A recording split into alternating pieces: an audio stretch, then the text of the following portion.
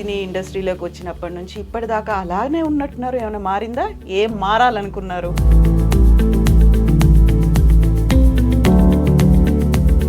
ఆడపిల్ల అనే చోట ఎక్కడైనా సరే ఆడది అన్న చోట ఇది వర్తించాలి. కానీ మీ కళ్ళల్లో ఏంటి ఒక రకమైన చెమ్మ కనిపిస్తుంది నాకు. ఇండస్ట్రీ ఫస్ట్ నుంచి జర్నీ ఎలా ఉండింది అనేది, ఇంట్లో నేనుంటే బయట తాళం ఉంది ఒక 7 సంవత్సరాలు. కొన్నిసార్లు మీరు అన్నట్టుగా సోపేయడమా, బట్టర్ పూయడమా, ఇట్లాంటి కొన్ని అవసరము అనేటువంటి ఇండస్ట్రీలో ఉన్నారు మీరు కదా. కొన్ని నచ్చలేదు అనుకోండి, ఫస్ట్ చూసి అట్మాస్ఫియర్ చూసుకుంటాను ఎవరైనా వచ్చి మాట్లాడినప్పుడు. బట్ నాకు చేయాలన్న తపన ఉంటే హాలీవుడ్కి కూడా పోయి చేయొచ్చు. సో ఇప్పుడు మీరు సినీ ఇండస్ట్రీకి రావాలనుకున్నారు, అదే కంప్లీట్ జీవితం, అదే ప్రాణం అనుకున్నారు, that is everything for you అనుకున్నారు. ఆ టైంలో ఇలా అప్స్ అండ్ డౌన్స్ ఉంటాయి. ఎప్పుడైనా ఒక ఆలోచన వచ్చిందా, లేదు నేను ఇదే పొజిషన్లో ఉండాలి అనే భావనతోనే వచ్చారా మీరు? నాన్నగారు డాక్టర్ కాబట్టి ఇండస్ట్రీలో అందరికీ పరిచయం అనమాట చెన్నైలోనే.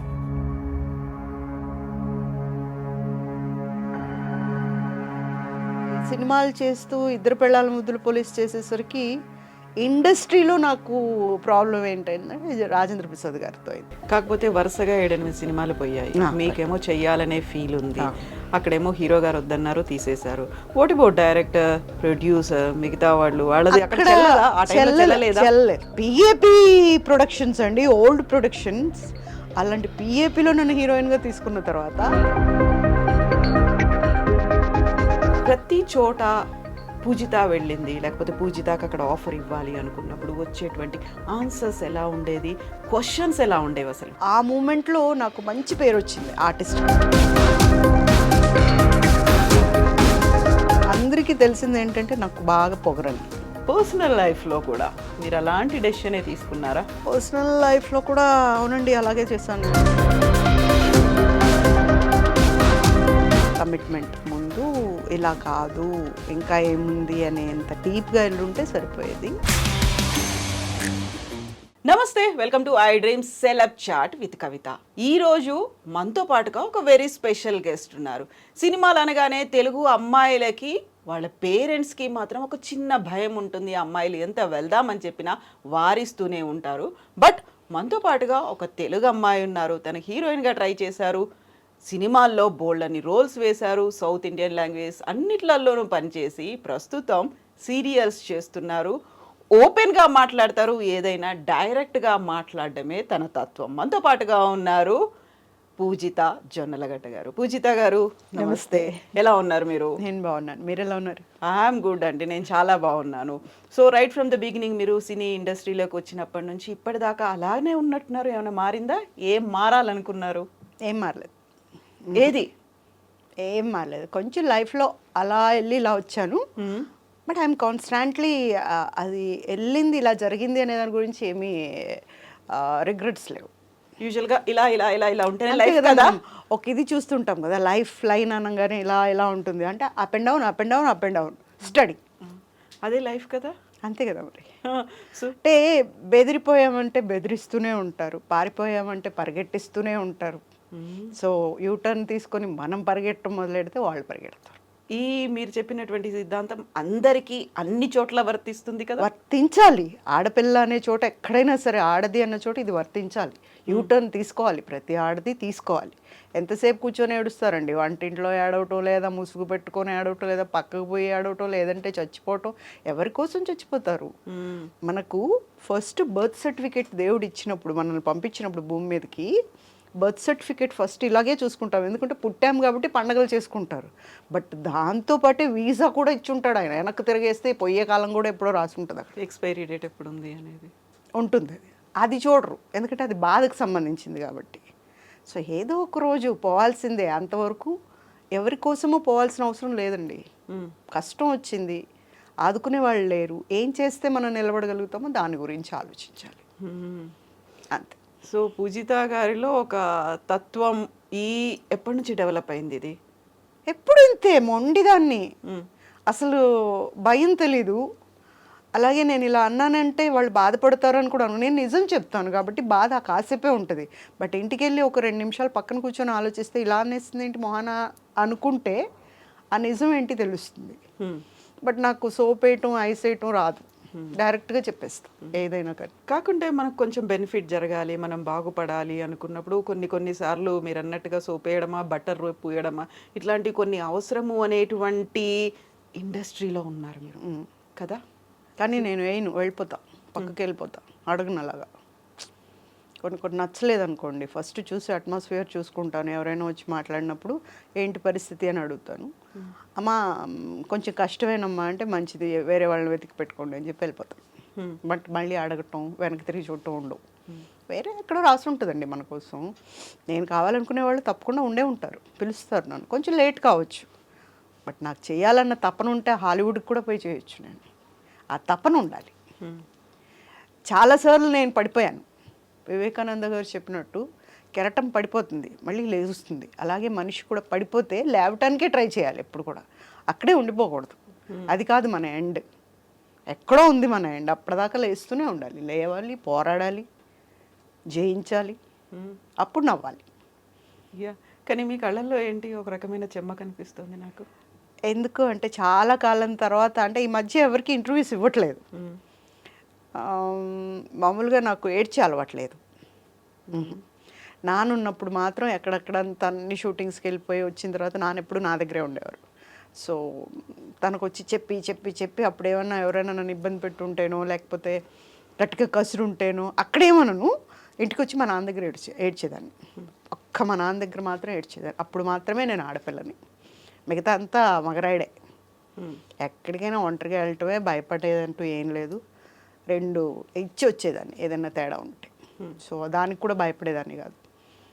సో గుర్తొచ్చింది ఒకసారి. ఏం గుర్తొచ్చింది? నేను అదే అడగబోతున్నా, ఇప్పుడు ఏం గుర్తొచ్చింది? ఇండస్ట్రీ ఫస్ట్ నుంచి జర్నీ ఎలా ఉన్నింది అనేది గుర్తొచ్చింది చప్పున. ఇలా అంతా ఫేస్ చేసి వచ్చాం కదా.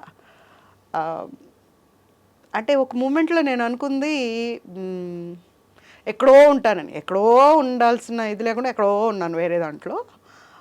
ఎక్కడో ఉంటాను కదా అనుకున్నాను. కానీ మనం అనుకున్నవన్నీ అనుకున్నట్టు జరిగేలాగా రాయుడుగా దేవుడు అనేవాడు. మన రాత ఒకలాగా రాసి ఉంటాడు. సో ప్రతి మనిషి తప్పు చేస్తారు. నేను కూడా అలాగే తప్పు చేశానేమో. వైవాహికం అనే దీంట్లో పెళ్లి విషయంలో నేను తప్పు చేశానేమో. దానివల్ల నేను చెల్లించుకోవాల్సి వచ్చింది.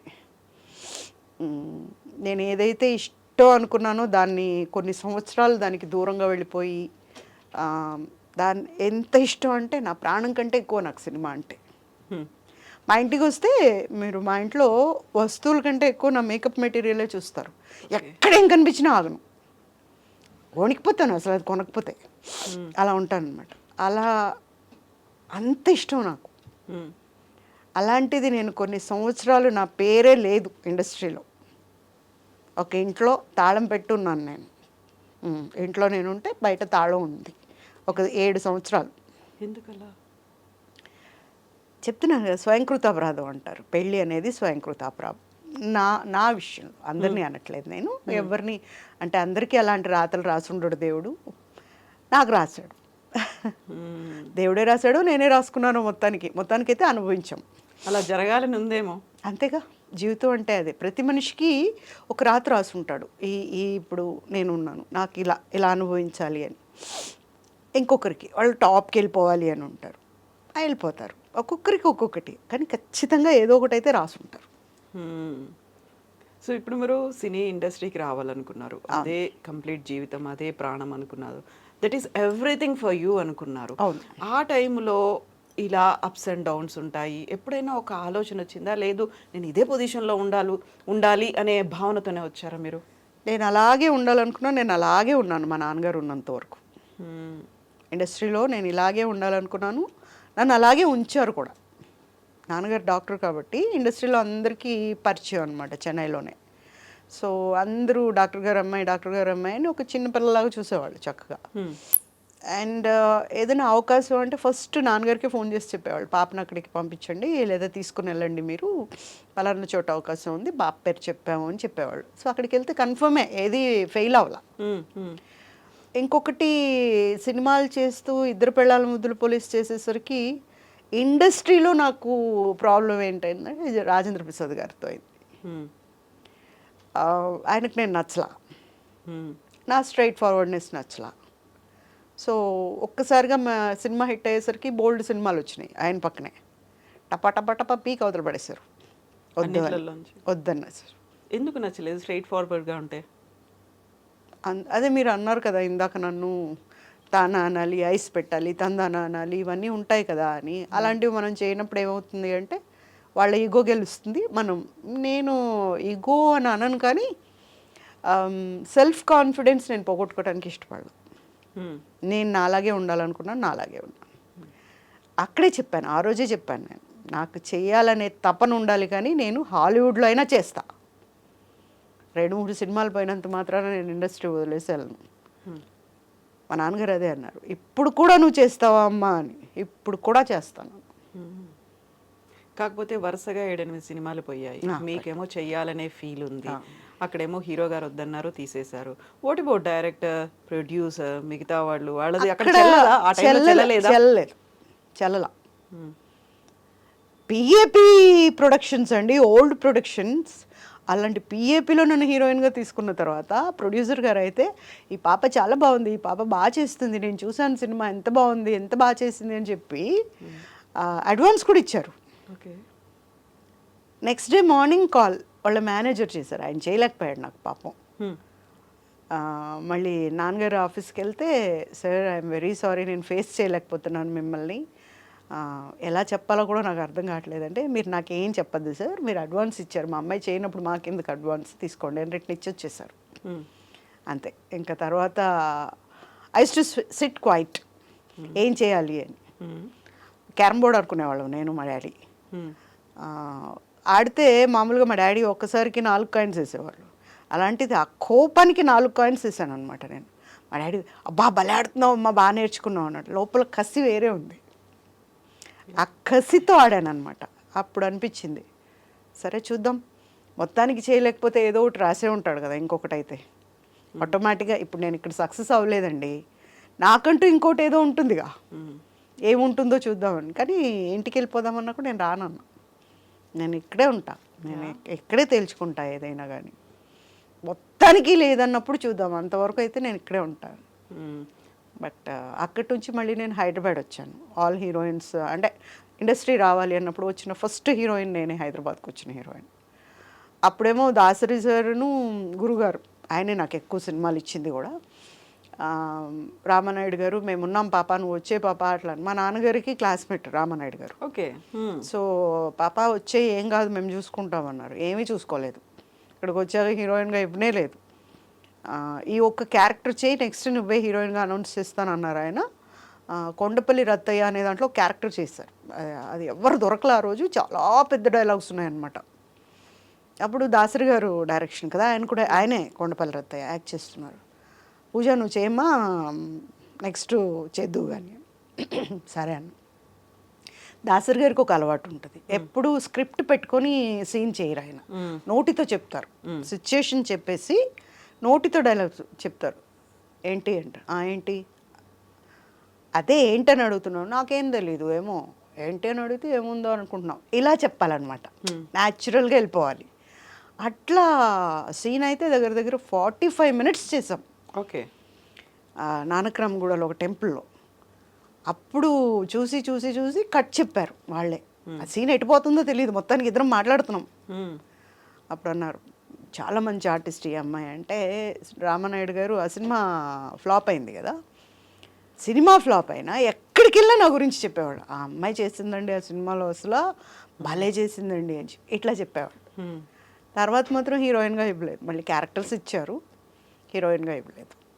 దెన్ ఒకటి అనుకున్నా, అంటే కొన్నిట్లో నేను కూడా అందరిలాగా కాదు కాబట్టి నేను హీరోయిన్గా టాప్కి వెళ్ళలేకపోయాను.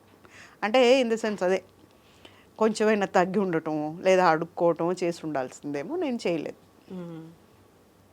కొంచెమైనా తగ్గి ఉండడం, అడుక్కోవడం, దీంతో పాటుగా బాగా వినిపించింది కాంప్రమైజ్ అవ్వడం అనేది.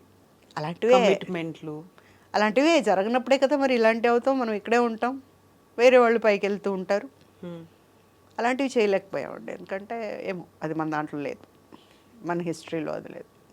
ఇప్పుడు మీరు రాజేంద్ర ప్రసాద్ గారి దగ్గర నుంచి ఆ ఒక నో అనేది వచ్చిన తర్వాత 7 సినిమాలకి మిమ్మల్ని తీసేసిన తర్వాత ఆయన ఒక స్ట్రగుల్ ఉంది. ఆ తర్వాత మళ్ళీ హైదరాబాద్కి వచ్చిన తర్వాత సేమ్ అలాంటి సిచ్యువేషనే అనేది ఎదురైపోయింది.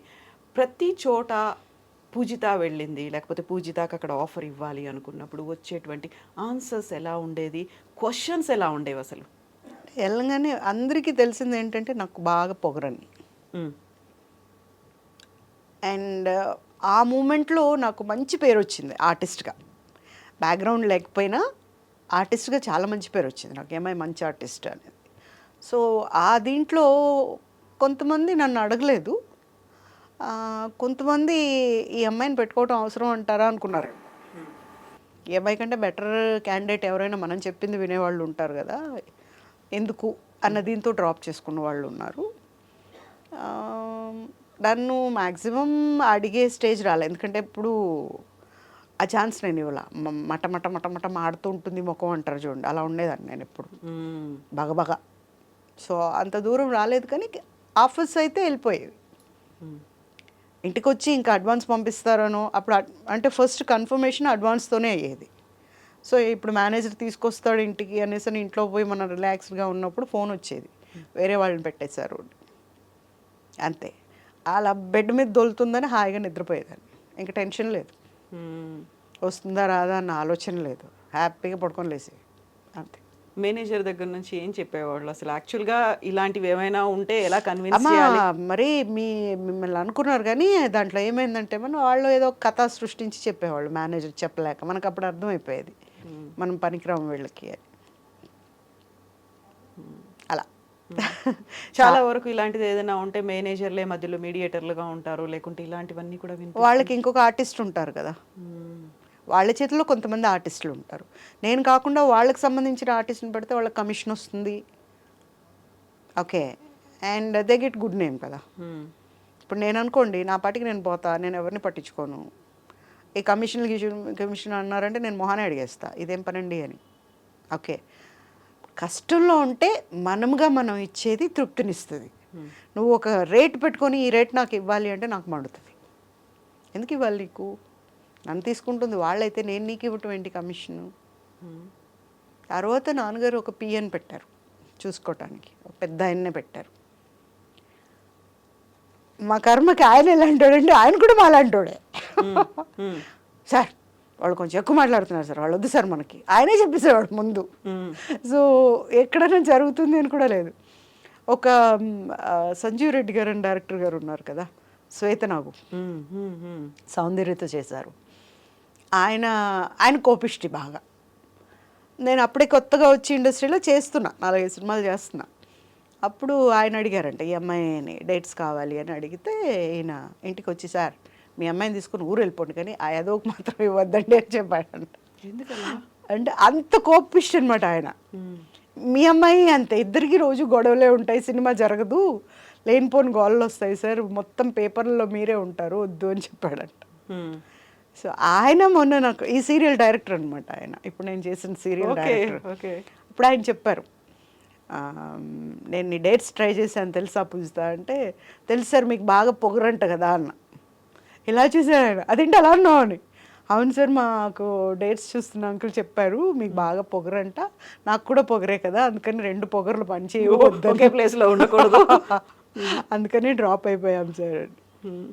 నాకు తెలుసమ్మా నీ గురించి, నువ్వు యాక్ట్ చేస్తున్న సినిమా ప్రొడ్యూసర్ నా ఫ్రెండ్, నేను రోజు వచ్చేవాడిని, అందరూ నీ గురించి బాగా చెప్పేవాళ్ళు, బాగా కోపం ఎక్కువ కానీ భలే ఆర్టిస్ట్ ఈ అమ్మాయి అని చెప్పేవాళ్ళు, నేను వినేసి వెళ్ళిపోయేవాడిని, ఇప్పుడు నేనే చేస్తున్నాను నీతో, ఐఎమ్ వెరీ హ్యాపీ అని.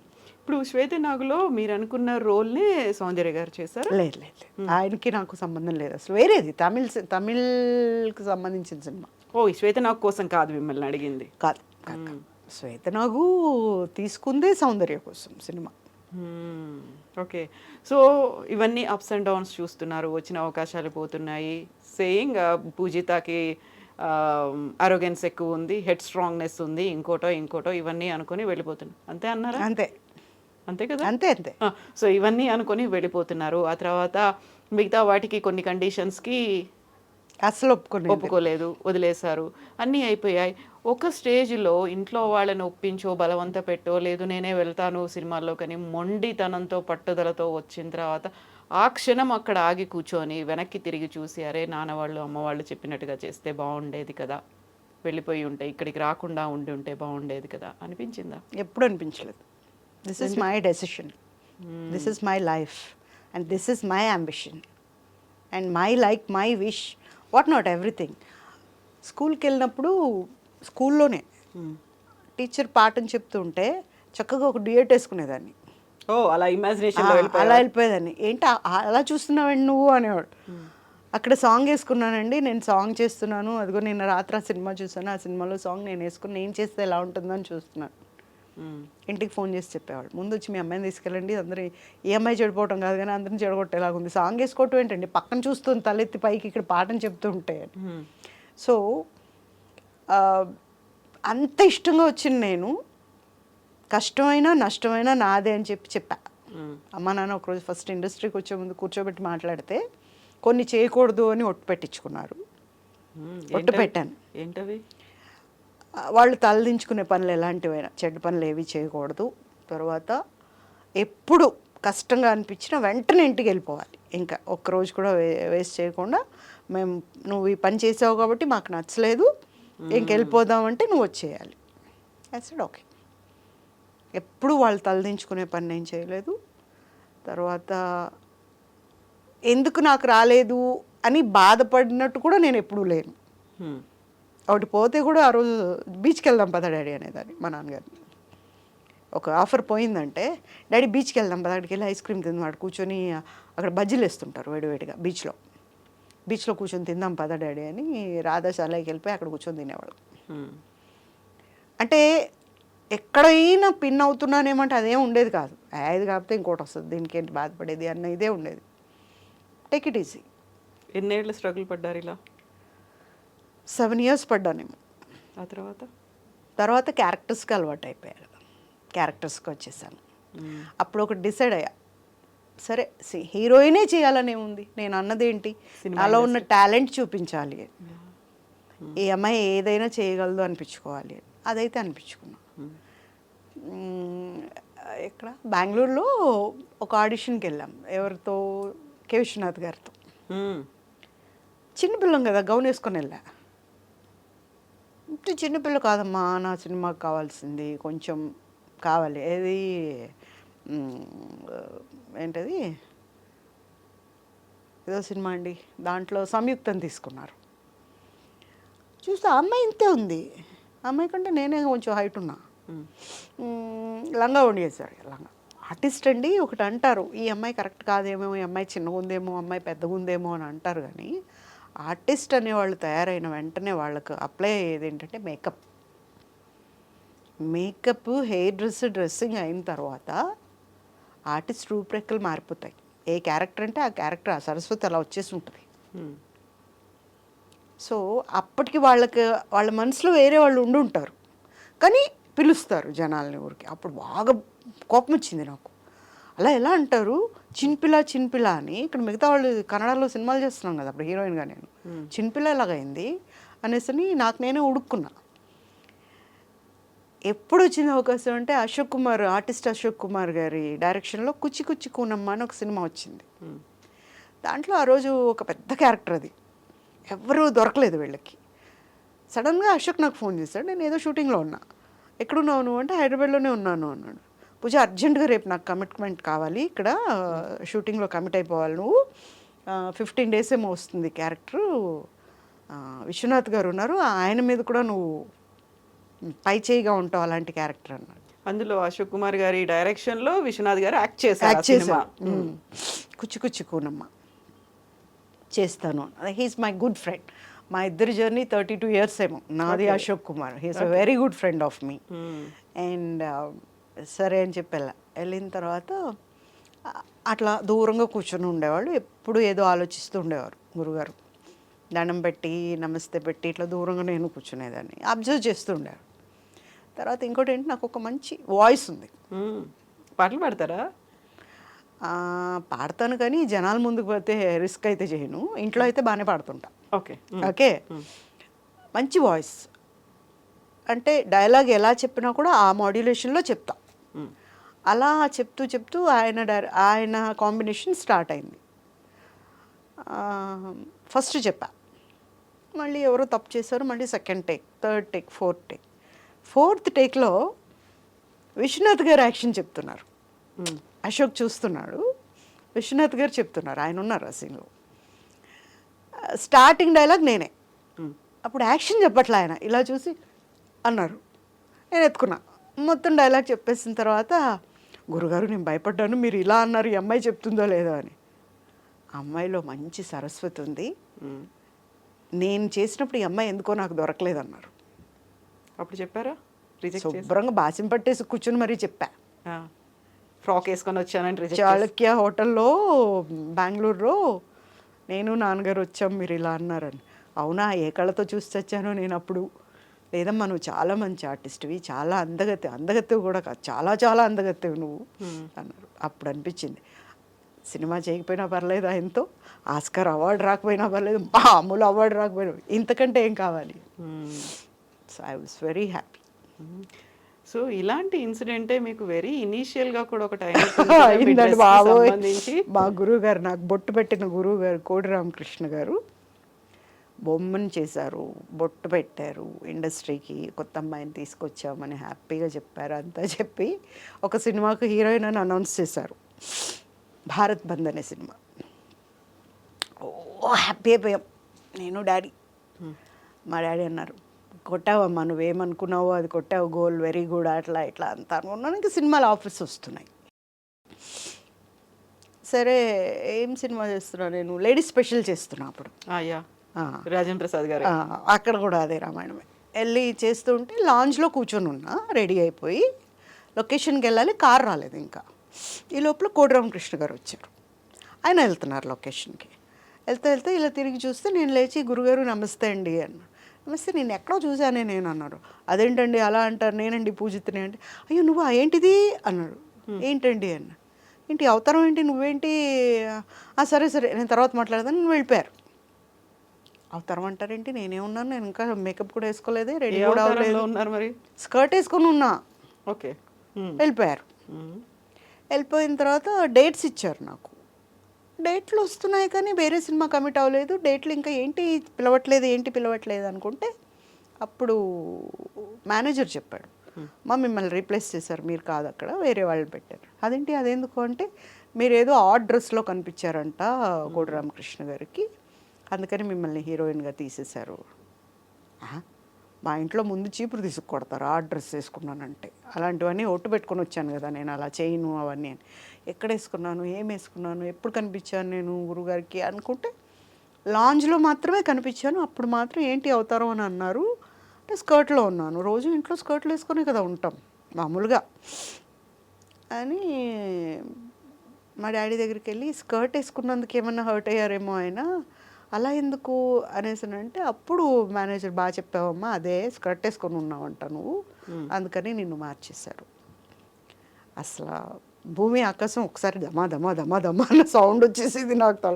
కోడి రామకృష్ణ గారి సినిమా కదా, అప్పుడు మంచి పీక్లో ఉన్నారు ఆయన. అంతే. అడగలేదా ఆ తర్వాత?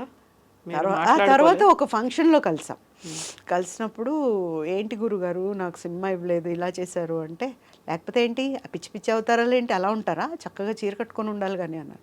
ఆ మాట ముందే చెప్పుంటే మీరు ఏ ఏరియాలో తిరుగుతారో ఆ రోజంతా చీరలు కట్టుకొని ఉండేది. అప్పుడు చీర కట్టుకోవటం కూడా వచ్చేది కాదు. అంటే సినిమా ఇండస్ట్రీకి వచ్చిన వాళ్ళు ఎవ్వరు కూడా చీరల్లోనే కనిపించరు, మోడర్న్ డ్రెస్కి అలవాటు. ఇప్పుడు ఫస్ట్ ఒక పల్లెటూరు నుంచి ఒక అమ్మాయి వచ్చింది అనుకోండి, ఆ అమ్మాయికి కన్ఫర్మ్ అయిన మరుసటి రోజు చూడండి ఆ అమ్మాయిని జీన్స్లో ఉంటుంది. మేకోవర్స్ అంటారు కదా అలా. మరి నన్ను మాత్రమే ఎందుకు అలా అన్నారా అనుకున్నా. తర్వాత ఎవరికో ఇచ్చేసారు క్యారెక్టర్. తర్వాత పంజరం అనే సినిమాలో క్యారెక్టర్ చేశాను అంతే. అక్కడ కేవలం ఇది ఒకటేనా, ఇంకేమైనా జరిగి ఉంటుందా మీకు తెలియకుండా, వెనకాల ఇంకేమైనా జరిగిందా? అవి ఉండొచ్చు. బట్ అంటే ఓపెన్గా చెప్పారు ఆ ఫంక్షన్లో, నువ్వు ఆ డ్రెస్ వేసుకునేసరికి నేను ఊహించుకున్న క్యారెక్టర్ చచ్చిపోయింది అక్కడ అన్నారు. అంతా చేసి నేను సినిమా చూసా, నాకు ఇస్తానన్న క్యారెక్టర్ మోడర్న్ అమ్మాయి స్కర్ట్స్ వేసుకుంటుంది, ప్యాంట్లు వేసుకుంటుంది, లిజీ చేసింది. మరి నేను ముందే వేసుకున్నాను కదా, ఎలా ఉంటానని కనిపిస్తాం కదా. స్కర్ట్లో అవన్నీ పెన్ను ప్యాడ్ పట్టుకునే అమ్మాయి చలాకీగా ఉండదు. ఇది ఒరిజినల్గా నేను ఎక్కువ చలాకీగా ఉంటాను. ఏంటబ్బా అనుకున్నా, మరి అయి ఉండొచ్చు, వేరే ఏమైనా అయి ఉండొచ్చు.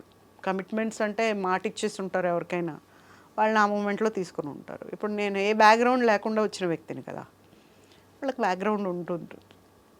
ఏదో మొత్తానికి అలా వెళ్ళిపోయింది సినిమా అయితే. బట్ నేనైతే ఎప్పుడు డిసప్పాయింట్ అవ్వలేదు. ఏది వచ్చినా ఏది రాకపోయినా ఏది పోయినా ఎవరు వచ్చినా ఎవరు వెళ్ళినా నేను మాత్రం డిసప్పాయింట్ అవ్వలేదు ఏ విషయంలో కూడా. సో ఇలాంటి అప్స్ అండ్ డౌన్స్ మీరు అనుకున్నటువంటి, మీరు ఎంచుకున్నటువంటి రంగంలో, మీకు కావాలనుకున్న రంగంలో ఇన్ని ఉన్నప్పుడు పర్సనల్ లైఫ్లో కూడా మీరు అలాంటి డెసిషనే తీసుకున్నారా? పర్సనల్ లైఫ్లో కూడా అవునండి, అలాగే చేశాను నేను.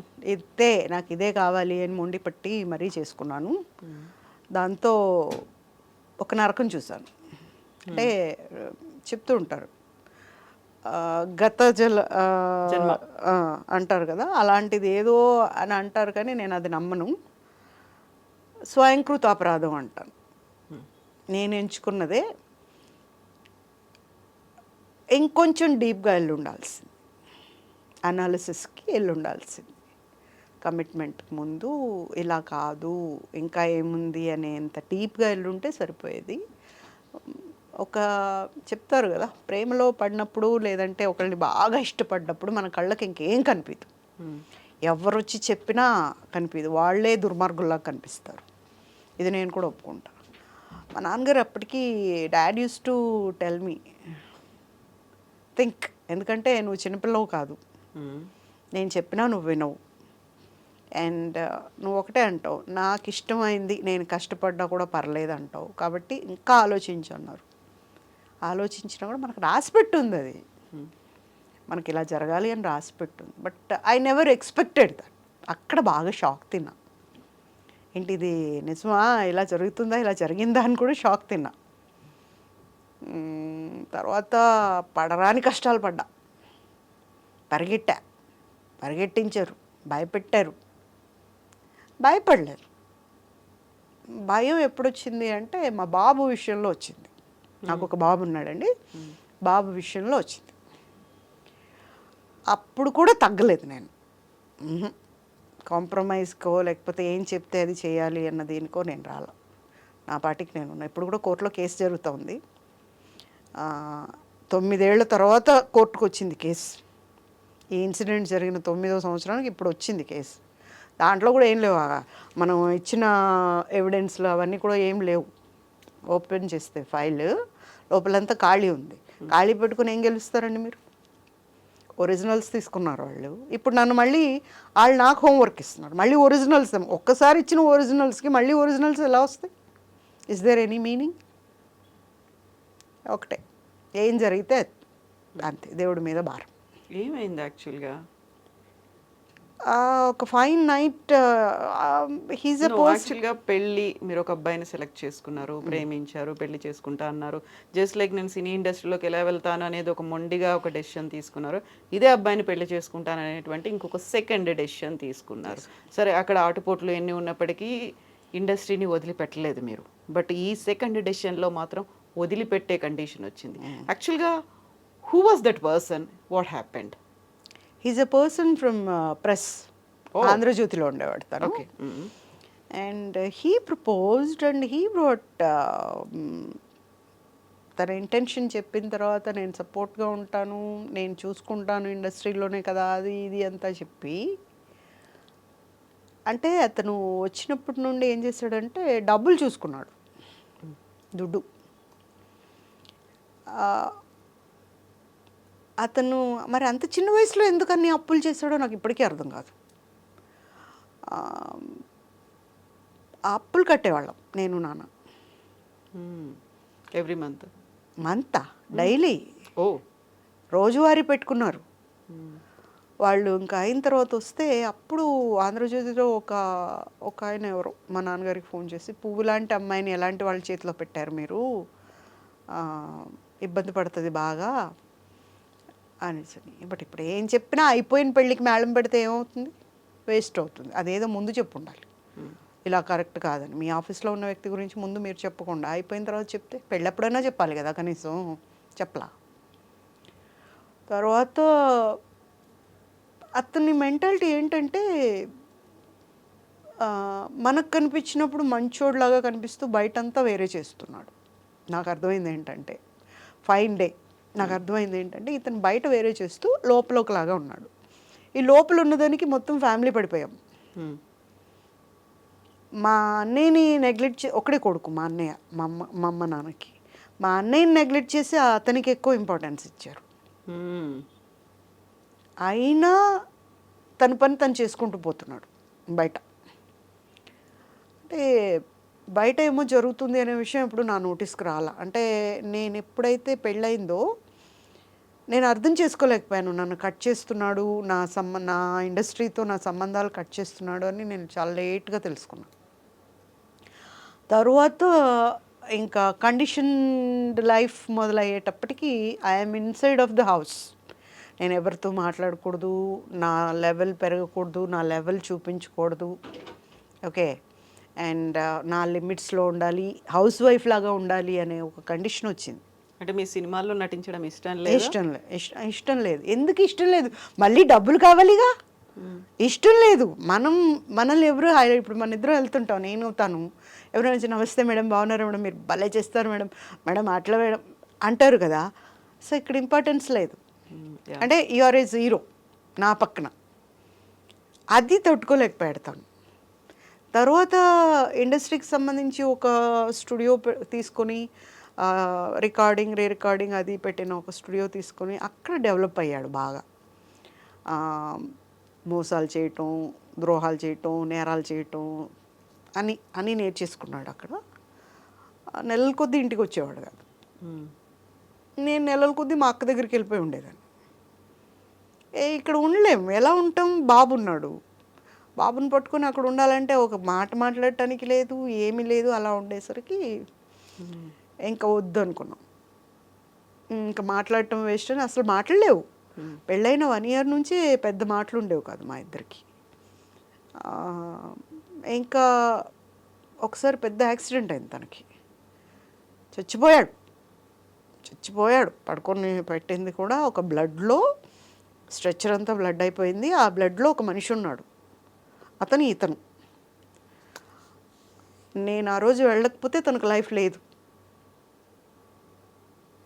తనని మళ్ళీ లేచి నుంచోబెట్టడానికి డాక్టర్స్ నాకు చెప్పింది 1 year పడుతుందని. నేను 3 నెలల్లో నుంచోబెట్టాను. లేచిన తర్వాత ఏంటి పెద్ద పోజు కొడుతున్నావు, ఏం చేసావని నువ్వు అన్నాడు. వెనక్కి తిరిగి చూసాడు. నేను ఏం చేసినా ఇది చేశానని చెప్పుకునే అలవాటే లేదు నాకు. ఏం చేశాను, ఏం చేయలేదు, ఏమీ కాదు. ఇంకొకరు ఇరక్కొట్టకుండా చూసుకో చాలు అని చెప్పాను. కరెక్ట్గా 10 రోజులకు మళ్ళీ ఇంకోళ్ళు ఇరక్కొట్టారు. మళ్ళీ బ్లడ్ కారుతూ వచ్చాడు. నాకు యాంటీబయాటిక్ కావాలి. డాక్టర్స్ దగ్గరికి వెళ్ళి ఇస్తారు, నేను రిస్క్ చేయను, ఎందుకంటే నీకు ఆల్రెడీ ఆపరేషన్ అయింది. దాంట్లో ఏదైనా మనకు తెలిసిన మెడిసిన్ ఇచ్చామనుకో, అదేమన్నా తిరగబెట్టింది అనుకో, అదేమన్నా అయిందంటే నా మీదకి వస్తుంది. అటు పోయి మెడికల్ స్టోర్కి పోయి తెచ్చుకున్నాడు మెడిసిన్. సో అలాంటి క్యారెక్టర్ తను. And he won't give any importance to the person. నా భార్య, నా పిల్లాడు, బాగుంటాడు. ఎవరైనా ఒకసారి చూస్తే మళ్ళీ చూడకుండా ఉండలేరు, అలా ఉంటాడు. అలాంటి పిల్లాడిని పట్టించుకోడు. మా నాన్నగారు చనిపోయేదాకా ఉన్నాడండి బాగా. తర్వాత అన్నీ వేసుకొని పర్మిట్. ఒక ఫైన్ డే జంప్. అయితే జంప్ అయ్యాడని కూడా తెలియదు మనకి. తర్వాత ఒక 1 month ఏమో రాలా, అంటే నెలల కొద్దీ రాడు కదా, అలవాటే. సో ఏంటంటే మా అక్కకు ఏమో ఫోన్ చేశాడు, ఇంక మేట నాకు సంబంధం ఉండదు, నేను సపరేట్గా ఉండిపోతున్నాను, నేను వెళ్ళిపోయాను అని చెప్పి. మా అక్క వచ్చింది. అప్పుడు వచ్చి వాళ్ళ ఆఫీస్కి వెళ్ళి మాట్లాడితే, అంత పొగరమోతుని నేను చూడలేదు. ఎక్కడ పొగరమోతు? ఇండస్ట్రీ వదిలేసి ఇంట్లో కూర్చుంటే తాళం పెట్టుకుపోయింది, ఎక్కడ పొగరమోతు? ఎందుకు అంటే బాబున్నాడు చేతిలో, అందుకని. లేకపోతే అప్పుడు కూడా వినేదాన్ని కాదేమో, అంతే మొండిగా ఉండేదాన్నేమో. మా బాబు అక్కడ తగ్గేలాగా చేశాడు, అంతే. వెళ్ళిపోయిన తర్వాత ఐ థింక్ 2 yearsకేమో ఒక వృద్ధ జంట, నేను పైన ఫస్ట్ ఫ్లోర్లో ఉండేదాన్ని. స్టెప్సే, లిఫ్ట్ ఉండేది కాదు. ఎక్కలేక వచ్చారు. వచ్చి అమ్మ కొన్ని మంచినీళ్ళు ఇస్తావా అని. నేను చూసి ఎవరింటికి వచ్చాడు, పొరపాటు నా దగ్గరికి వచ్చారేమో అని ఇస్తాను రండి అని ఇచ్చి, నేను అప్పుడు లీడ్ ఇండియా 2020 అని డాక్టర్ ఏపీజే అబ్దుల్ కలాం గారి ఆర్గనైజేషన్కి I was a link programme directors. Okay. So దాంతో చిన్నపిల్లల కోసం నేను గవర్నమెంట్ స్కూల్స్కి విజిట్ ఇస్తానన్నమాట. దానికి రెడీ అవుతున్నా, ఖమ్మం వెళ్ళాలి. తీసుకొని నేను మంచినీళ్ళు ఇస్తే తాగారు. పూజిత అంటే నువ్వేనమ్మా? నేనేనండి. అమ్మ నీ హెల్ప్ కోసం వచ్చాము, చెప్పండి మీకు మీ పాపలు ఎవరైనా చదువుతున్నారా స్కూల్స్లో, ఏదైనా తప్పు చేశారా, నేను చూసుకుంటాను చెప్పండి అంటే, తప్పు చేస్తుందమ్మా నా కూతురు, ఒకరిని పెళ్లి చేసుకుంటోంది, తప్పే, నువ్వు తప్ప ఇంకెవరు కాపాడలేరు. అవునా, ఏ స్కూల్ అండి? నేనంత స్కూల్ పిచ్చిలో ఉన్నాను కదా అప్పుడు. ఏ స్కూల్ అండి, ఏ ఏరియా? స్కూల్ ఏంటమ్మా? IAS officer. ఐఏఎస్ ఆఫీసర్ అసలు మనకు టచ్ లేని సబ్జెక్ట్. ఆమె పెళ్లి చేసుకుంటే నేనేం చేస్తానండి? విజయగోపాల్ తెలుసా అమ్మ? నేను ఎక్కడో విన్నాను ఈ పేరు అనుకుంటున్నా. తెలుసమ్మా, అతను చేసుకుంటున్నాడు. ఒక్క నిమిషం ఆగండి, నేను లోపలికి వెళ్ళి వైట్ పేపర్ తీసుకొని కింద సిగ్నేచర్ చేసి తీసుకోండి అని ఇచ్చి, ఏం కావాలన్నా రాసుకోవచ్చు మీరు, నాకు ఎటువంటి అభ్యంతరం లేదు, నాకు ఎటువంటి సంబంధము లేదు, నేను ఆలోచించదలుచుకోలేదు కూడా. చింపేసి ఏంటమ్మా అలా అంటావు, నువ్వే పెళ్ళామని చెప్తేనే ఈ పెళ్ళి అవుతుంది, నా కూతుర్ని కాపాడు, నా కూతురికి 28 ఏళ్ళ కొడుకున్నాడు అని చెప్పింది. ఆ అబ్బాయి ఏడుస్తున్నాడు, నా మనవడు, మా అమ్మ కావాలి అని. వీడు 420 గాడని. నేను అన్నా అదేంటండి, ఐఏఎస్ ఆఫీసర్స్ అంటే మామూలుగా ఒక చిన్న సైట్ చూడాలంటేనే ఒక కమిటీని వేస్తారు, మరి ఆవిడ లైఫే ఇచ్చేయాలనుకున్నప్పుడు బ్యాక్గ్రౌండ్ ఏంటి, అసలు ఏంటి, కరెక్టా కాదని చూసుకోలేదంటే, ఫేస్బుక్లో ప్రేమించుకున్నారమ్మా వాళ్ళిద్దరూ, ఆమెని గవర్నర్ని చేస్తానన్నాడంట, అందుకని ఆవిడ ఇప్పుడు ఎవరి మాట వినే స్టేజ్లో లేదు అని. ఇప్పుడు నేనేం చేయాలి? ఓ కంప్లైంట్ ఇస్తే పెళ్ళి ఆగిపోద్ది. సరే, పెద్దవాళ్ళు, ఆయన అప్పుడే స్టంట్ వేయించుకొని వచ్చాడంట నా దగ్గరికి వాళ్ళ నాన్నగారు. సరే కంప్లైంట్ ఇస్తే పెళ్ళి ఈరోజు ఒక దగ్గర పెట్టారు. దానికి హెడ్ ఎవరు? అంజనా సిన్హా ఐపీఎస్. ఒక హాల్లో పెట్టారు, అక్కడ క్యాన్సిల్ చేసేసారు. 3 రోజుల తర్వాత అంజనా సిన్హా వాళ్ళ ఇంట్లోనే పెళ్లి చేశారు. ఒక సెంట్రల్ ఆఫీసర్ అయ్యి ఆవిడ చేయకూడని పని వాళ్ళ ఇంట్లో చేశారు పెళ్ళి వీళ్ళిద్దరికి. అప్పుడు నన్ను బయట పెట్టగానే సాక్షి టీవీలో వచ్చింది ఇదంతా. వాళ్ళు అడిగారు, అమ్మ ఎట్లా ప్రూవ్ చేస్తావు నువ్వు వాళ్ళకి పెళ్ళి అయిందని? పెళ్ళి వాళ్ళు చేసుకున్నారు, ప్రూవ్ నేను చేయాలి. సరే వెళ్ళి ఒక దగ్గరికి రిజిస్ట్రేషన్ ఆఫీస్కి వెళ్ళి సినిమాలో లాగా రౌడీలాగా బిహేవ్ చేసి అక్కడ నుంచి ఫోటోలన్నీ తీసుకొని పారిపోయి బయటకు వచ్చేసిన తర్వాత గంటలో అక్కడ మేము ఫోటోలు తీసుకొచ్చేసాం కదా, గంటలో ఆ పేజ్ మార్చేశారు. బట్ అప్పటికే నేను ఛానల్కి ఇచ్చేసాను ఫొటోస్ ఇవన్నీ. వాళ్ళు పెళ్లి చేసుకోవటం, ఇక్కడ గిల్లటం, తాళి కట్టడం, స్వీట్ పెట్టడం, 16 ఏళ్ళ బాలామణి లాగా ఆవిడ ఇతను చేయటం, అవన్నీ ఇచ్చాను. ఇప్పుడు నేను ఒకవేళ కేసు ఓడిపోతాను, బట్ నేను ఆ రోజే కేసు గెలిచా. వాళ్ళని ఎప్పుడైతే ప్రూవ్ చేశానో, నేను అబద్ధం చెప్తున్నాను అన్నప్పుడు నేను ఆ రోజే ప్రూవ్ చేశాను. సో నేను ఆ రోజే గెలిచేసా కేసు, ఏం రిగ్రెట్స్ లేవు. ఇట్లాంటి వ్యక్తి కోసమా నేను మా నాన్నగారితో మాట్లాడాను అని అనిపిస్తుంది ఇప్పుడు. అయ్యో ఏంట్రా బాబు జీవితంలో ఇది ఒకటి మైనస్ అని. ఇప్పుడు సింగిల్ మదర్, మీరు బాబున్నాడు. Yeah yeah happy mother. All happies. Happy I can see that. Happy mother. So ఇప్పటికి సడన్గా కొన్నిసార్లు ఎలా అయితే ఫిల్మ్ ఇండస్ట్రీ కమిట్మెంట్ అడుగుతుంది, లేకుంటే ఇవన్నీ ఉంటాయి అనుకున్నప్పుడు, ఇక్కడ కూడా సింగిల్ మదర్ అనుకున్నప్పుడు అడ్వాంటేజ్ తీసుకోవడానికి చాలా మంది చూస్తారండి, రాయకుండా ఎందుకుంటారు? అసలే ఒకప్పుడు దొరకంది ఇప్పుడైనా దొరుకుతుందేమో నా ఆశ. ఒకప్పుడు ఎలా ఉందో ఇప్పుడు అలాగే ఉంది పూజిత, ఎప్పుడు మారుతుంది, మ్యారేజ్ ఛాన్సే లేదు. సో మీ పక్కన ఇప్పుడు మీ అబ్బాయి అన్నాడు. యా తెలుసా అబ్బాయికి ఇవన్నీ? నాకు మంచి మంచి అడ్వైజ్లు ఇస్తాడు. ఓకే. నేను కోర్టుకి వెళ్ళటానికి రెడీ అవుతుంటే ఏదో బీరువాలో ఎక్కడో ఉందంట, అది చూసి మమ్మీ ఇది పనికొస్తుంది నీకు తీసుకెళ్ళని ఇచ్చాడు.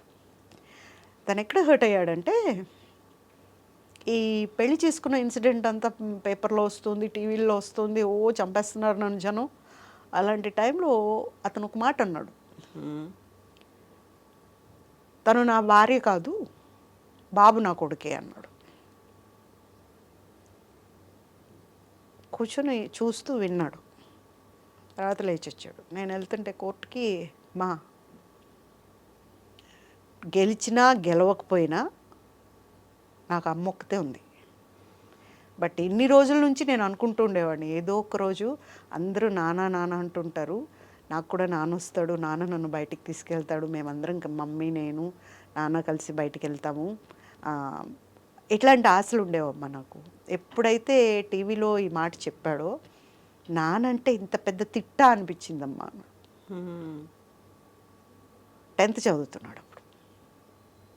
అంటే నేను అప్పుడు కూడా చెప్పాను, చూడాను ఇది మా ఇద్దరికీ యుద్ధం, నువ్వు కావాలంటే కలవచ్చు, నువ్వు వెళ్ళి చూడొచ్చు, నా దగ్గర ఉన్న నంబర్ ఇస్తా, అది కాదంటే ఎవరినైనా కనుక్కొని తన నంబర్ ఏంటో చూసి నేను ఇస్తా, నువ్వు మాట్లాడుకోవచ్చు, ఎందుకంటే నిన్ను ఆపే అధికారం నాకు లేదు. మా నువ్వన్నా ఎవరినైనా కనుక్కోవాలి, నేనైతే ఇంటర్నెట్ కొట్టి నేను తెచ్చుకోగలను నంబరు, నన్ను ఎవరు ఆపుతారు, నాకు అక్కర్లేదు. ఒక తిట్టాడు అతను. నా పుట్టుక ఎక్కడి నుండి వచ్చింది మరి, నువ్వు అమ్మ కాకపోతే నేను ఎలా పుట్టాను? కొడుకే, మరి ఎలా పుట్టాను నేను? గాలికి పుట్టానా?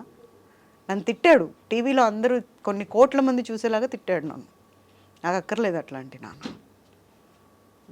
నాకు అమ్మ చాలు. వాడికి అమ్మ, బొమ్మ, కుక్క, పిల్లి, నక్క, ఆట, అక్క, అన్నీ నేనే.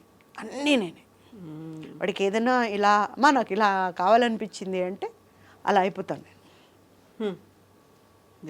నేను ఎప్పుడైనా డల్గా ఉన్నట్టు అనిపిస్తే వాడు, మా ఐస్ క్రీమ్ తినాలి, బయటకు వెళ్దాం పద అంటాడు. వాడికి తెలుసు నేను డల్గా ఉన్నానని. బయటకు వెళ్దాం పద, అలా తీసుకెళ్తాడు. He's highly matured. మెచ్యూర్డ్ అంటే అసలు ఈ జనరేషన్లో పిల్లలు అలా ఉంటారు అంటే, నా కొడుకుని గొప్ప చెప్పట్లేదు, అందరూ చెప్తుంటారు. మొన్న ఎవరో ఇంటర్వ్యూ చేస్తూ కూడా చెప్తాను, నేను బాబుని చూశాను, అసలు బాబు ఉన్నంతసేపు నేను బాబునే చూస్తున్నాను, ఎంత బాగా మాట్లాడాడు. అసలు మామూలుగా సడన్గా రియాక్ట్ అవ్వడు, అయ్యాడంటే మాత్రం తిరుగుండదు, అలా అవుతాడు. సో మీకు పెళ్ళికి ముందు వరకు నాన్న ఉండేవాడు, అలా తోడుగా ఉండేవాడు. ఇప్పుడు అబ్బాయి ఉన్నాడు. అందరూ అంటారు చెర్రీ తారియన్ తన పేరు, చెర్రీ అచ్చని ఇలాగ ఉన్నాడు అంటాడు. కాదు, మా నాన్నగారు లాగా ఉంటాడు. అంటే ఆ 9 months నన్ను చాలా నరకం చూపించాడు అనమాట తను. అప్పుడు ఎప్పుడు మా నాన్నగారునే ఆలోచిస్తూ ఉండేదాన్ని నేను, డాడీ ఉంటే ఇలా ఉండేదాన్ని కదా, ఇలా ఉండేదాన్ని కదా, ఏంటిది అని. మా డాడీ అందుకే అచ్చం డాడీలాగే పుట్టాడు, కానీ నేను డాడీలా ఉంటాను కాబట్టి నాలాగా ఉన్నాడు అనుకుంటారు. బట్ మా రిలేషన్స్ కానీ దగ్గర వాళ్ళందరికీ మాత్రం మా డాడీయే కనిపిస్తారు వాళ్ళు. సో ఇప్పుడు మీరు ఒకటి అనుకున్నారు, ఒకటైంది, అయినప్పటికీ కూడా వదలకుండా ఇండస్ట్రీలోనే ఉన్నారు. లైఫ్లో ఒకటైంది, అయినప్పటికీ కూడా ఆ నాన్న మీ కొడుకు రూపంలో మీతో వచ్చేసాడు, మీతోనే ఉన్నాడు. కొంచెం ఇలా మారినట్టుంది మీరు అనుకున్నటువంటి డైరెక్షన్, సినిమాలు కాకుండా ఇప్పుడు సీరియల్స్. అలా ఏం లేదు, సినిమా కూడా చేయొచ్చు. సినిమాకు నేను చాలా దూరం అయిపోయా కావాలని. అంటే పడాలి కొన్ని, అవి పట్టడం ఇష్టం లేక నేనే వెళ్ళిపోయా పక్కకి, నిజం చెప్పాలంటే. అంటే జీవితంలో దెబ్బతినటం అనేది ఎదుటి వాళ్ళకి ఒక అడ్వాంటేజ్ అయిపోయింది. ఆ అడ్వాంటేజ్కి నేను ఆజ్యం పోయలేను, I'm not ready for that. So తర్వాత కూడా నేను ఒక 2 years అలా ఉండిపోయా ఏం చేయకుండా. ఇట్లా లీడ్ ఇండియాకి వెళ్ళటం, అక్కడ ఉండటం. దాని తర్వాత ఐటీకి వెళ్ళా. ఐటీలో ఇన్స్టిట్యూట్స్ పెట్టి పిల్లలకి భూమిలో ఉన్న కోర్సెస్ ట్రైనింగ్ ఇవ్వటం అమీర్పేటలో. దాంట్లో పూజా టెక్నాలజీస్ అంటే ఎక్కడికో వెళ్ళింది. పూజా ఐటీ సొల్యూషన్స్ అంటే కంపెనీ వాళ్ళు లేచి ఎదురొచ్చేవాళ్ళు, అంత మంచి స్టూడెంట్ని ఇస్తారు మీరు అని, అంత మంచి పేరు వచ్చింది. అక్కడ పార్ట్నర్ మోసం చేశాడు మళ్ళీ. అప్పుడు అనుకున్నా, ఏంటి ఇవి తప్ప ఇంకేం ఉండవా మనకి, ఎక్కడికి వచ్చినా మనతో అడ్వాంటేజ్ తీసుకోవటం, మనల్ని ముంచేయటం ఇదేనా అని. అప్పుడు కొంచెం డిప్రెషన్లోకి వెళ్ళా. వాట్ ఈస్ దిస్, ఎవ్రీవేర్ ఇలాగే అవుతుంది ఎందుకని అని. దెన్ లీడ్ ఇండియాకి వచ్చా. అక్కడ అబ్దుల్ కలాం గారి సూక్తులు, ఆయన కరికులం చదివిన తర్వాత అరే లైఫ్ అనేది నథింగ్ అనిపించింది. అసలు ఇవన్నీ వేస్ట్, అసలు ఏమీ కాదు ఇదంతా. ఏదో చేయాల్సింది అంటే అలాంటి పని చేయాలి.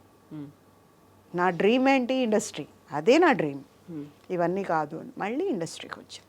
ఇప్పుడు సీరియల్కి చేసినా కూడా నాకు ఇండస్ట్రీలో, సినిమా ఇండస్ట్రీలో ఎలాంటి పేరు వచ్చిందో సీరియల్స్లో కూడా అలాగే వచ్చింది. ఇప్పుడు నేను చేసిన క్యారెక్టర్ ఉంది కదా, అబిత కుచలాంబ, కుచ్చు, అసలు ఒక ఊపు ఊపింది. అది కూడా సడన్గా ఎందుకు ఆపేశారు. ఎందుకు ఆగిపోయింది అలా? అది వాళ్ళకి ఏం ప్రాబ్లమ్స్ ఉన్నాయో మనకు తెలియదు, కానీ నాకు తెలిసి ఏదో హీరో వల్ల అని వచ్చింది టాక్. మరి అవును కాదో నాకు తెలియదు. All of you sudden even ఒక 10 రోజుల ముందు కూడా కాదు, రేపు ఆగిపోతుందనగా ఇవాళ చెప్పటం. అలాగా ఏదో ఛానల్కి ప్రాబ్లం వచ్చి ఆపేశారు. అది ఇంకా వేరేది ఇంకా కమిట్ అవ్వలేదు నేను. అలాంటివి రావాలి మళ్ళీ. So I'm waiting. A offer వచ్చినా ఏదైనా రెడీ? ఏదైనా అంటే ఎలా చేస్తామండి, మనకు నచ్చాలి కదా, మనకు నచ్చింది వస్తే చేస్తాను. ఏదైనా అంటే ఇప్పుడు చాలా వచ్చినాయి, అలా కాదు. మనకంటూ ఇంపార్టెన్స్ ఉండాలి. మనం చేస్తే పూజితను ఎందుకు పెడతారు, నెగటివ్ క్యారెక్టర్, కానీ నా కళ్ళు బాగా పలుకుతాయి అంట. సో అలాంటివి పెడతారు, కళల్లో భావం. నెగటివ్ రోల్స్ ఎక్కువ ఉంటాయి. ఇది ఏంటంటే నవరసాలు ఉన్న క్యారెక్టర్ నేను చేసింది మొన్న. సో ఇప్పుడు అందరూ మళ్ళీ అలాంటి క్యారెక్టరే కావాలి అని చూస్తారు. అది కరెక్ట్ కాదు. అవును, ఒకసారి పడ్డ క్యారెక్టర్ మళ్ళీ ఎలా పడుతుంది, అది ఎందుకో. ఒక మూమెంట్లో షీఈస్ ది మెయిన్ అనమాట, మొత్తం గేమ్కి తనే లీడ్. ఆమె లేదు అంటే ముందుకు పోదేమో అన్న మూమెంట్ కూడా వచ్చింది దాంట్లో. అలాంటి మూమెంట్ ఫేస్ చేసిన క్యారెక్టర్ అది. Really I'm greatly thankful to the producers and to the channel also. చాలా మంచి క్యారెక్టర్ వస్తే మళ్ళీ అలాంటివి కాకపోయినా. బట్ అది అబ్రప్ట్గా అది కూడా ఆగిపోయింది. సో ఇన్ని ఎదురు దెబ్బలు, ఇన్ని ఆటుపోట్లు, ఇవన్నీ ముందుకెళ్ళడానికి మొండి పట్టుదలతో పాటుగా ఒక ధైర్యం అనేది కూడా ఉండాలి కదా. ఆ ధైర్యాన్ని ఎవరు ఇస్తున్నారు, ఎక్కడి నుంచి వస్తుంది ధైర్యం? ఫస్ట్ నుంచి కూడా చిన్నప్పటి నుంచి ధైర్యంగా ఉంటానండి నేను. ఒకరి ఇన్ఫ్లుయెన్సే లేదు నా మీద. ఏ డెసిషన్ తీసుకోవాలన్నా ధైర్యంగా తీసుకుంటాను, తప్పో ఒప్పో తీసేసుకోవటమే. ఎవ్వరు అనేది ఏమి ఉండదు. ఇప్పుడు బాబున్నాడు అన్న మాట తప్ప మామూలుగా నేను తీసుకున్న డెసిషన్స్ చెరికి కూడా తెలుసు. మీ అమ్మాయి ఇలా తీసుకుంది అని ఎవరైనా అన్నారనుకో, తీసుకుంది కదా, దాంట్లో కొత్త ఉంది, తీసుకుంటుంది అంటాడు. అంతే తప్ప ఎక్కడి నుంచి అబ్జెక్షన్ రాదు. అలాగే భయం అనేది నాకు చిన్నప్పటి నుండి లేదు. ఓకే, అంత దూరంలో ఉండుంటుందేమో నాకు. ఎంత నన్ను ఏదో చేస్తారు అన్న భయం మా అబ్బాయికి ఉంది, నాకు లేదు. ధైర్యంగానే ఉన్నాను. భక్తి ఎక్కువ, బాగా, చాలా. పూజలు నాన్నగారు నేర్పారు, బాగా చేస్తాం.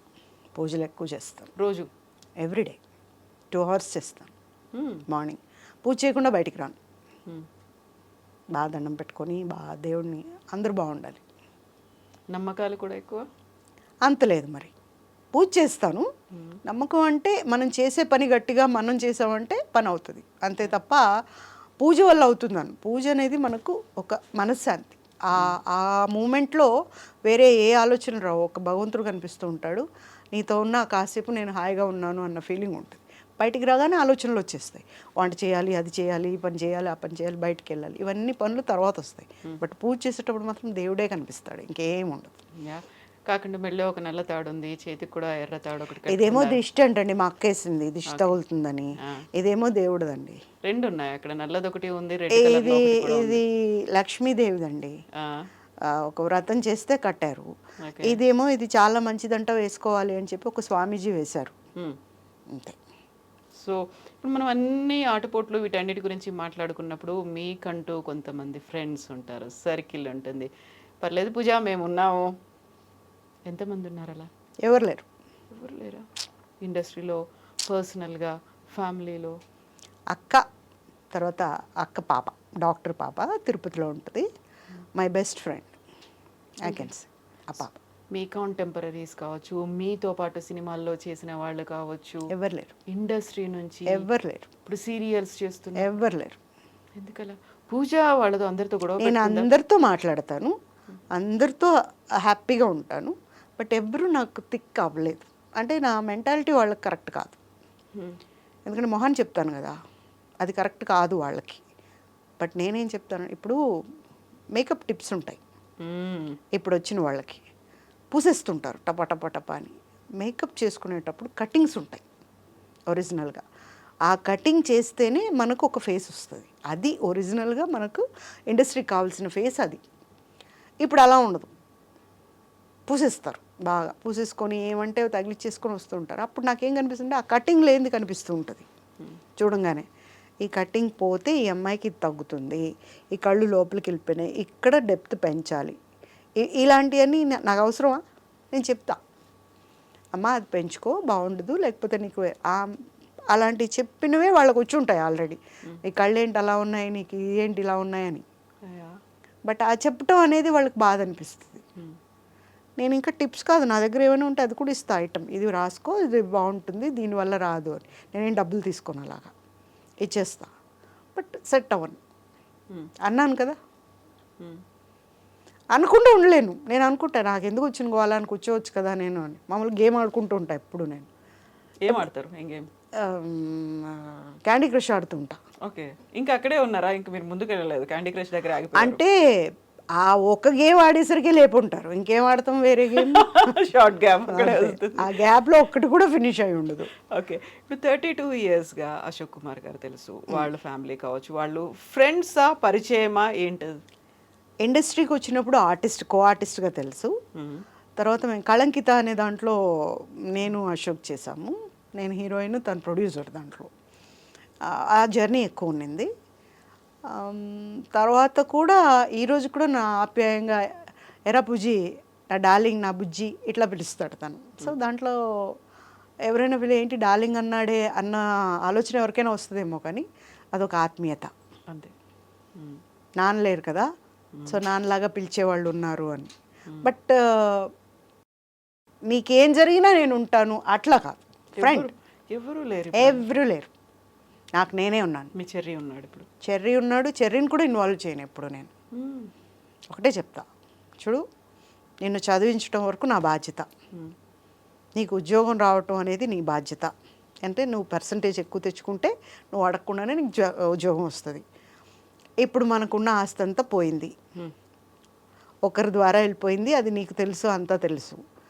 అది వస్తుందా రాదా అనేది దేవుడికి తెలుసు. అది రావాలి అనేది మన ఆశ. రాలేదనుకో, నీ చదువే నీకు ఆస్తి, అది తెచ్చిపెడుతుంది. ఇదే కావాలను అలాగే ఉంటాడండి. అది కావాలి, ఇది కావాలి అని ఉండడు. నాకు ఇది ఉంది, నాకు ఇది వస్తుంది అని ఉండడు. ఓకే, ఏముందో దాంట్లో ఉంటాడు, చక్కగా ఉంటాడు.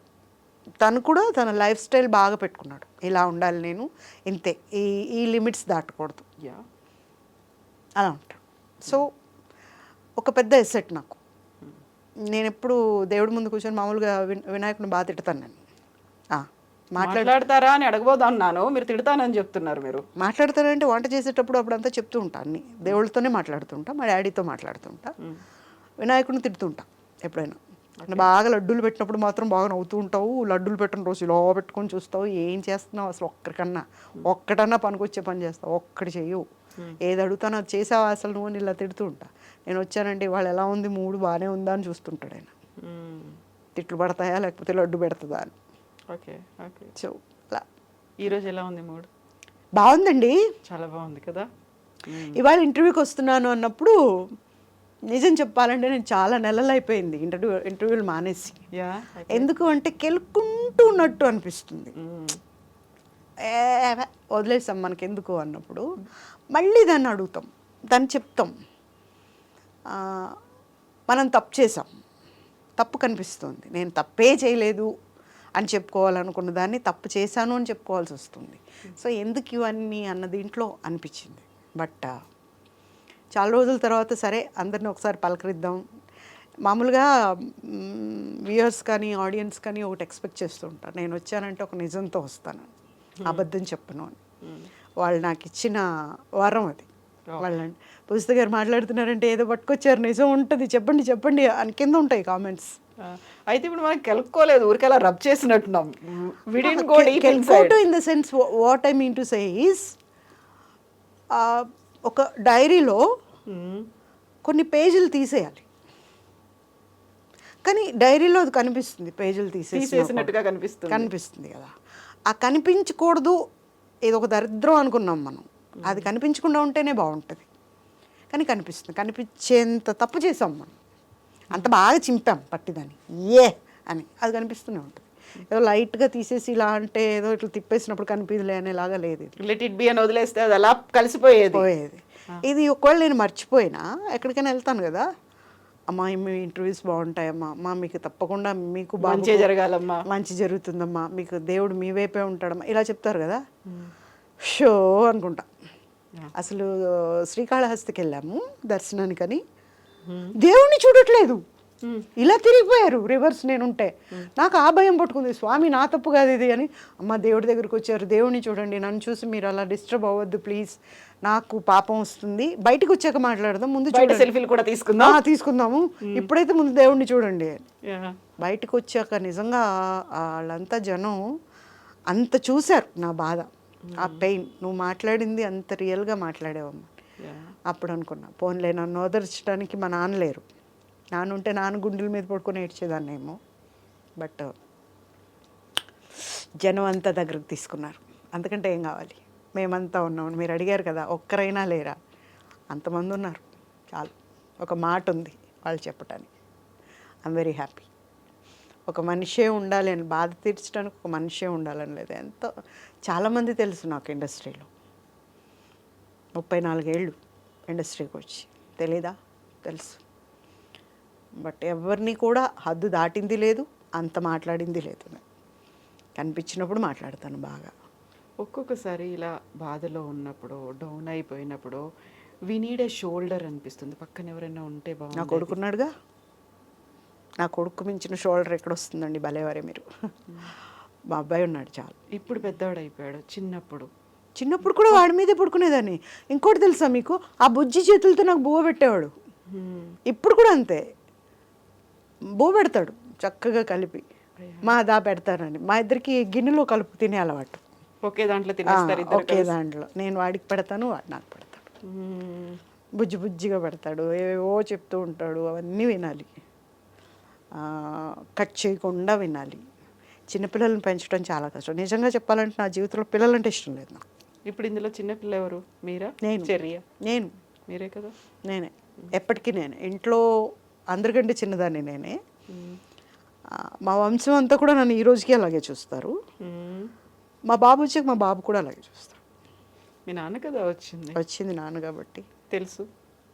ఎంత ఏమో తెలీదు, నానే అలా చూస్తాడు. ఇంకేదో కావాలను, ఇంకెవరో వచ్చి ఓదార్చాలను అనిపించదు, ఇది చాలా అనిపిస్తుంది. సో బోల్డ్ అంత లాంగ్ స్టోరీ. యా జరిగిపోయింది. Sorry, if I made you no not at all. అది scratching or like going deep inside? No, nothing like that. See, ఒక్కసారైనా బయటికి రావాలంట లోపల ఉన్నది.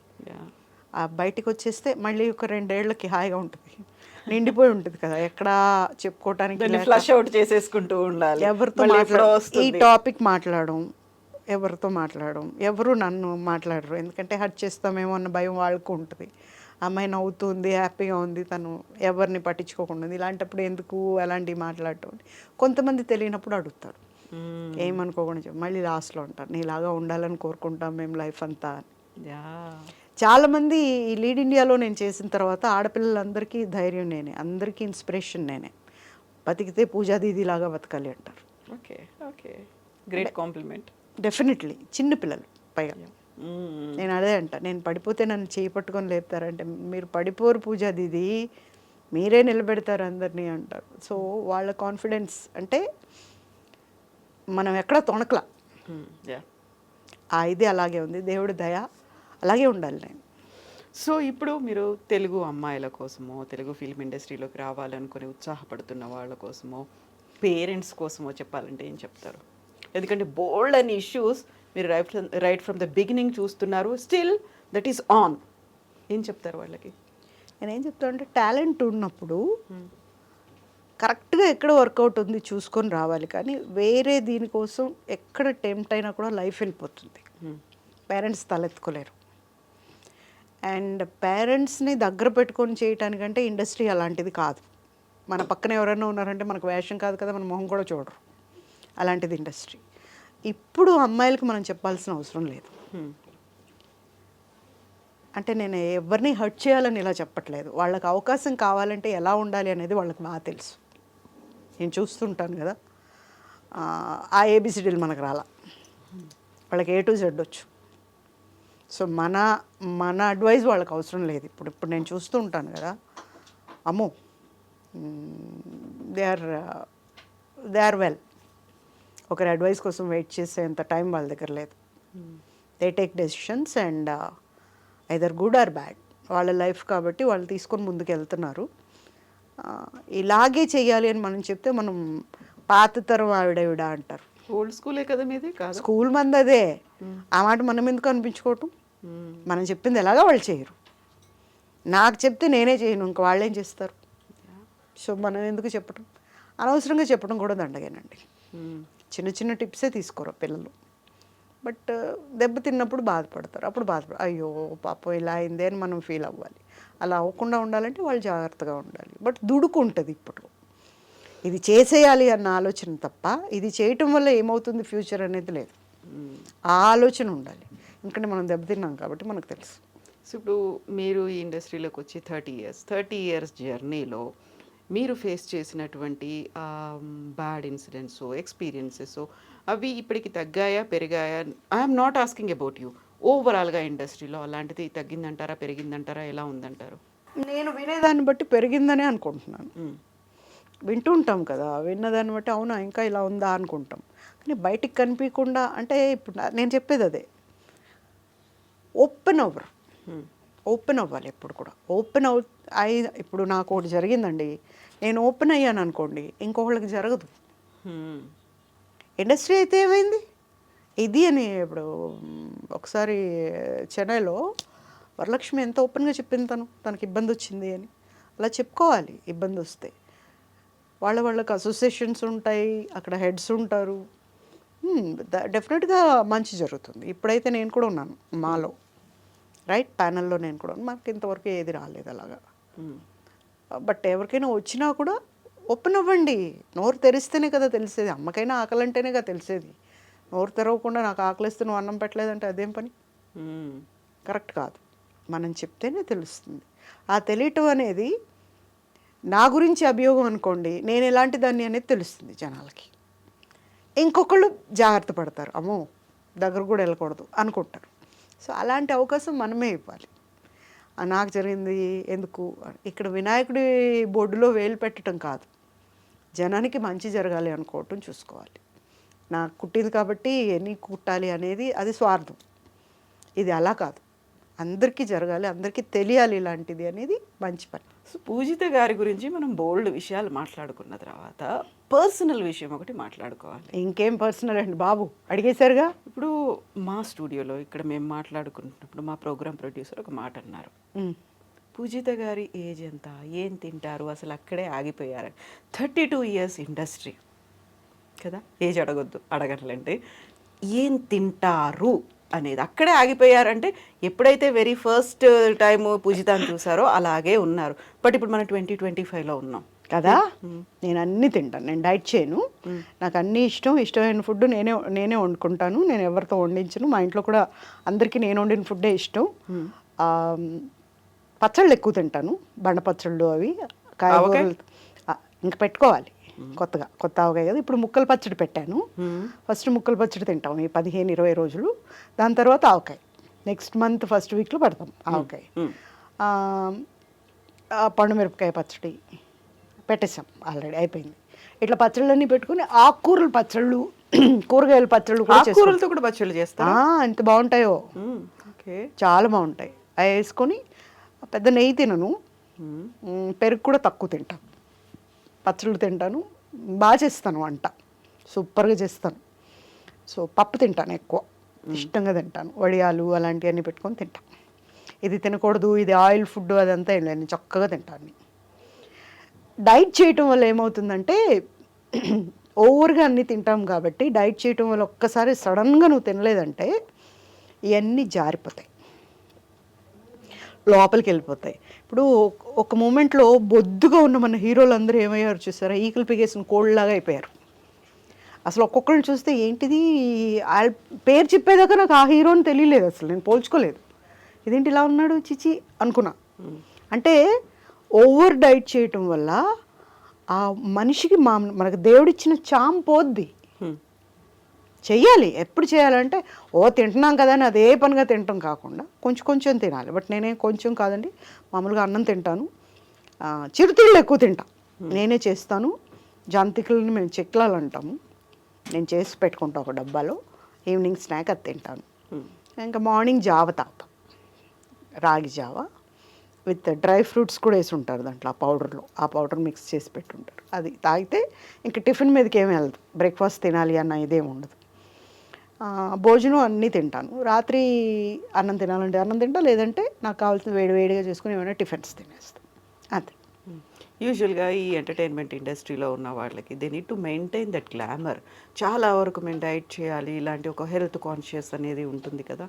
పూజిత గారికి వెళ్ళలేవా? ఏం లేదండి, నేను ఇలాగే ఉన్నా. ఫస్ట్ ఇండస్ట్రీకి వచ్చినప్పుడు నుంచి చాలామంది అంటూ ఉంటారు నన్ను, ఇద్దరు పిల్లలు ముద్దుల పోలీసులో చూసినట్టు ఉన్నారు, ఇలాగే ఉన్నారండి, మీరు ఏం మారలేదు అసలు అంట. మధ్యలో ఎప్పుడు బాబు ప్రెగ్నెన్సీతో ఉన్నప్పుడేమో లావ్ అయ్యాను నేను, ప్రెగ్నెన్సీ వల్ల. దాని తర్వాత మళ్ళీ నేను కంట్రోల్కి వచ్చేసాను.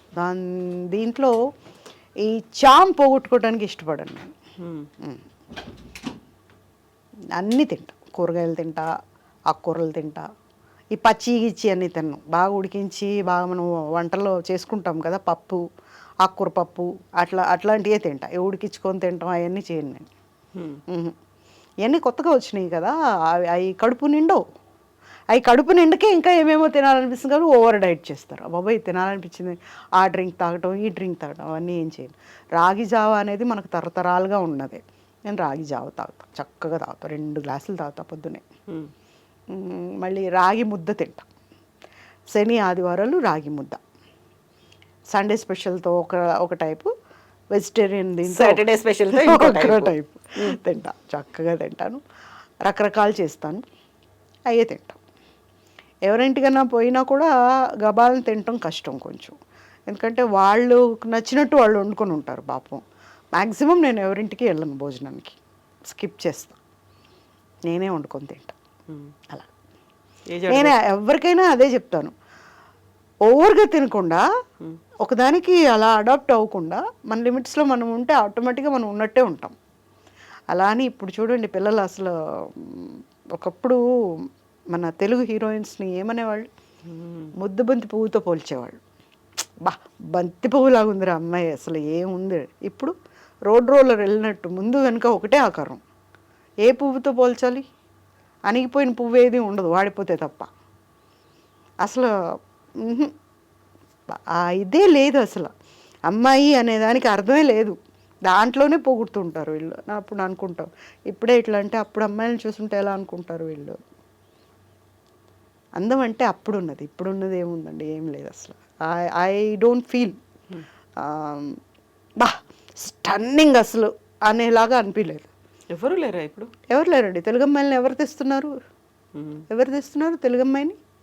ఎంతమంది తెలుగు అమ్మాయిలు ఉన్నారు. మొన్న ఎవరో ఒక అమ్మాయిని చూసానండి నేను, అసలు నిజంగా మైండ్ పోయేలాగా ఉంది అమ్మాయిని ఎవరు పట్టించుకోలేదు.